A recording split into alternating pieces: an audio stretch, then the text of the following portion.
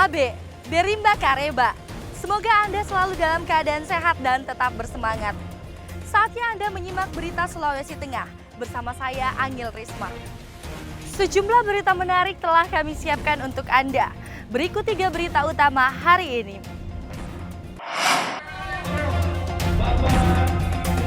Ratusan calon P3K berunjuk rasa di kantor DPRD Kabupaten Poso. Stok ikan di pasar tradisional Kota Palu berkurang sejak sepekan terakhir.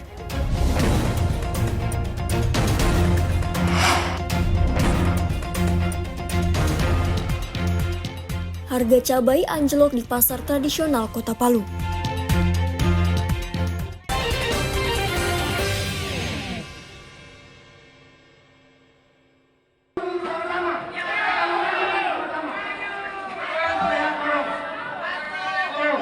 Bapak, Ibu, pada saat pengumuman penerimaan P3K telah dinyatakan. Ratusan calon pegawai pemerintah dengan perjanjian kerja Kabupaten Poso berunjuk rasa di kantor DPRD Kabupaten Poso Selasa siang. Mereka menuntut proses seleksi CP3K berjalan sesuai prosedur yang berlaku dan pengumuman hasil seleksi tidak molor. Unjuk rasa ratusan calon P3K ini berlangsung mulai pukul 10 WITA. Mereka melakukan orasi di halaman kantor DPRD selama setengah jam sembari membawa pamflet bertuliskan protes atas kekisruhan seleksi calon P3K.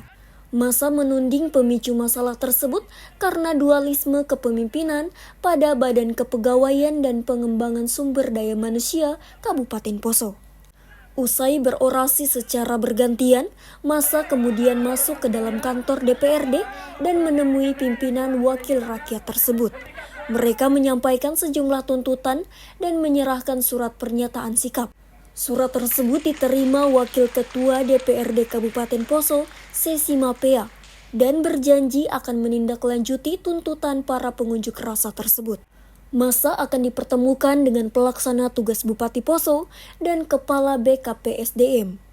DPRD Kabupaten Poso untuk menerima aspirasi kami, di mana dalam aspirasi kami itu ada 8 pernyataan, ada 8 poin yang kami titik beratkan. Yang utama itu yaitu bahwa CP3K di Kabupaten Poso kami minta untuk dilaksanakan sesuai dengan ketentuan. Jadi jangan ada waktu molor atau waktu mundur.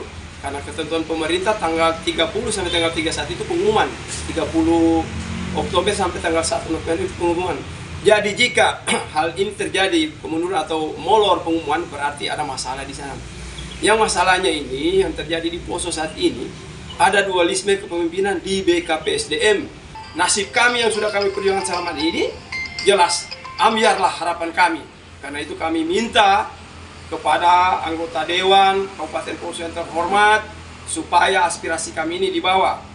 Kami mohon aspirasi kami ini diperjuangkan dan janji dari anggota DPRD Kabupaten Poso, insya Allah besok kami akan dipertemukan dengan Bapak PLT Bupati Poso dengan PLT BKPSDM dan PLT BKAD yang ada dualisme kepemimpinan di kedua bagian tersebut, kedua dinas tersebut. Saat ini ada 2.571 calon P3K Kabupaten Poso yang menunggu hasil seleksi akhir yang rencananya diumumkan akhir Oktober 2024. Syamsuddin Tobone melaporkan dari Poso.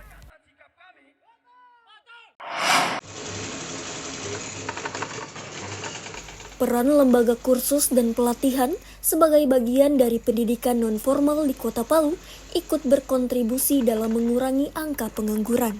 Sayangnya, keberadaan lembaga kursus tersebut belum mendapat perhatian serius dari pihak terkait, baik Dinas Pendidikan dan Kebudayaan maupun Dinas Tenaga Kerja Kota Palu. Saat ini, terdapat lebih 100 lembaga kursus dan pelatihan yang eksis di Kota Palu dan berada di bawah naungan Forum Lembaga Kursus dan Pelatihan Kota Palu. Lembaga ini bergerak di berbagai jenis keterampilan, seperti tata boga, tata busana, barista, maupun salon kecantikan dan komputer. Luaran dari lembaga kursus dan pelatihan ini sudah banyak yang bekerja secara mandiri. Di habis audiens tadi itu kami akan untuk ke depan masih ada perencanaan untuk diadakan intervensi dari pemerintah untuk mendapat bantuan. Sejumlah pengelola lembaga kursus yang tergabung dalam Forum Pengelola Lembaga Kursus dan Pelatihan Kota Palu menemui Kepala Dinas Pendidikan Kota Palu dan meminta perhatian dan dukungan. Selama ini, Dinas Pendidikan dinilai hanya lebih banyak memberikan perhatian kepada lembaga pendidikan non-formal.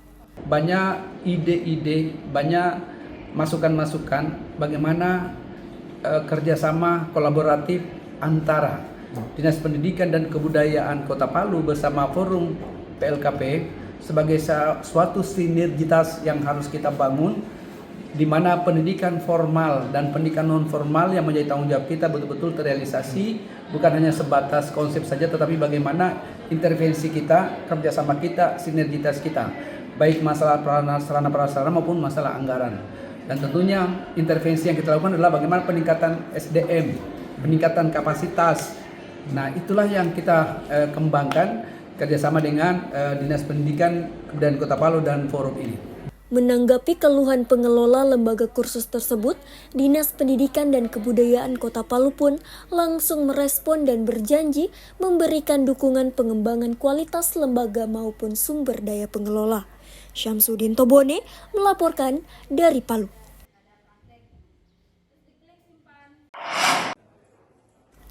Ratusan personel Polda Sulawesi Tengah bersama Polresta Palu melakukan aksi donor darah Selasa pagi. Donor darah tersebut merupakan bentuk kepedulian personil Polri dalam membantu krisis darah Palang Merah Indonesia Sulawesi Tengah. Aksi donor darah digelar di Aula Torabelo Polresta Palu dengan melibatkan personil Polri yang diinisiasi bidang humas.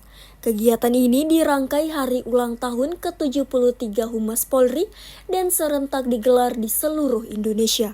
Sebelum melakukan donor darah, satu persatu personil tersebut mengikuti pemeriksaan kesehatan, mulai tekanan darah dan kadar hemoglobin. Setelah dinyatakan normal, barulah personil tersebut dinyatakan bisa mendonorkan darahnya.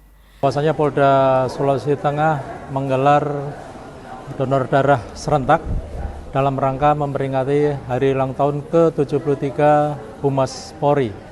Dengan semangat Humas Polri Presisi untuk Indonesia Maju, pada pagi hari ini kita bersinergi dengan rekan-rekan media melaksanakan kegiatan donor darah yang diikuti oleh seluruh personil Polda Sulawesi Tengah maupun Polres jajaran. Ini merupakan kepedulian daripada Polri untuk membantu masyarakat memerlukan bantuan donor darah yang nantinya melalui Palang Merah Indonesia Sulawesi Tengah akan kita salurkan dan bantuan donor darah ini untuk membantu masyarakat yang membutuhkan. Donor darah yang berlangsung selama sehari ini berhasil mengumpulkan puluhan kantong darah. Darah tersebut kemudian diserahkan ke pihak Palang Merah Indonesia Sulawesi Tengah. Bantuan darah tersebut diharapkan bisa membantu kekurangan darah selama ini. Syamsuddin Tobone melaporkan dari Palu.